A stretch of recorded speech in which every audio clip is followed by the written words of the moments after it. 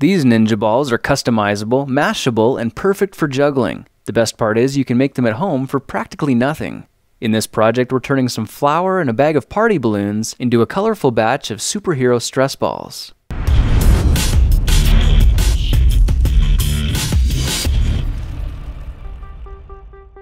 All we need to start this project is a variety of latex party balloons and a container like a juice bottle. This one has a wide mouth, and you'll see why that's better in just a minute.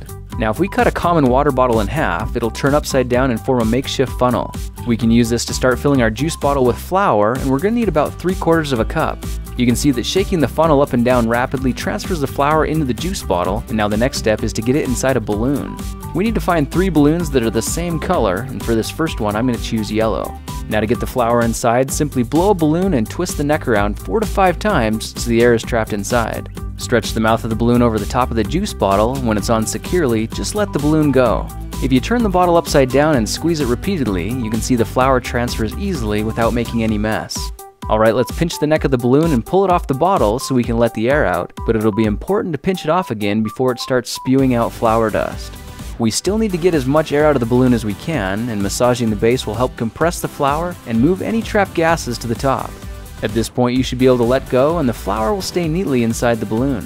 Okay, to get ready for the next step, let's carefully clean the outside of the balloon with a damp cloth, then slowly and carefully use a pair of scissors to cut the excess off the top. While that's settling down, it's a good time to prepare the other balloons by cutting the ends off them as well. When you pull them open, you should be able to get all your fingers inside, and if you stretch them open wide enough to place the center over the flour ball, then wrap it around to the underside, it'll seal the flour inside and hold everything together firmly. You can remove any little ripples by pulling the edges until it looks nice and smooth. Now, if you want to make sure this never comes apart, one option is to use a few dabs of superglue on the underside of the lip. The glue bonds really well to rubber and will help prevent the balloons from pulling apart. Now we can also increase the durability by adding a couple more balloons. This makes it exponentially stronger, and depending on how firm you want it, you can add as many layers as you want, but try not to use less than 3. I used 4 balloons for this one, and the finishing step is to add a black ninja mask. To form that, just make U-shaped cuts around the edge of a black balloon, then fold it in half so you can cut a U-shape out of the side. When you open it up, you'll have a hole right through the center, and putting the mask on the ninja ball is as simple as turning the band inside out, then wrapping it around the outside. Now try matching one of the holes on the mask with the seam on the ball, and the seam will virtually disappear. This is really cool because most people will have no idea how you made this. Just for fun, I tried making a couple more balls with monochromatic colors, and those ended with an awesome two-tone effect. Then I made 4 solid green balls with blue, purple, orange, and red ninja masks. Now I know you can totally see where I'm going with this. Baby Ninja Turtle eggs. Now check this out. If we stack them on top of each other and push down hard, you can get a feel for how squishy they really are. Not only that, but they'll stick to each other as well. I tried smashing them into the ground and was amazed by how resilient they are, and check out how they all form different shapes. I wonder if this could be classified as modern art. These will hold their shape as long as you don't mess with them too much, and if you play around with different color combinations, you can see just how easy it is to make any superhero theme you can think of.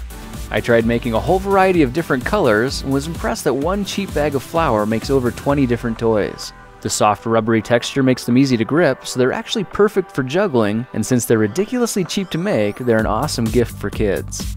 Well, now you know how to take a sack of flour and a handful of party balloons and convert them into squishy superhero stress balls. Well, that's it for now. If you like this project, perhaps you like some of my others. Check them out at thekingofrandom.com. It's giveaway time! Hey guys, so I ended up making quite a few of these juggling balls, and I'm sure you can already guess what I'm going to do with them. I'm going to give them to you. So put your name on this email list right here. In about 1 or 2 weeks, I'm going to choose 3 of you randomly. I'm going to bundle these into packages of 3 and ship them off to you to say thank you for watching the whole video. Now, if you haven't already, please subscribe to my channel. I've got a lot of new videos and cool new content coming up that I want you to be around for. And why don't you leave me a comment letting me know which of my projects are your favorite so far and what kind of projects you'd like to see me do in the future. Thanks again for joining me in this video. I will see you in the next project video. Talk to you then.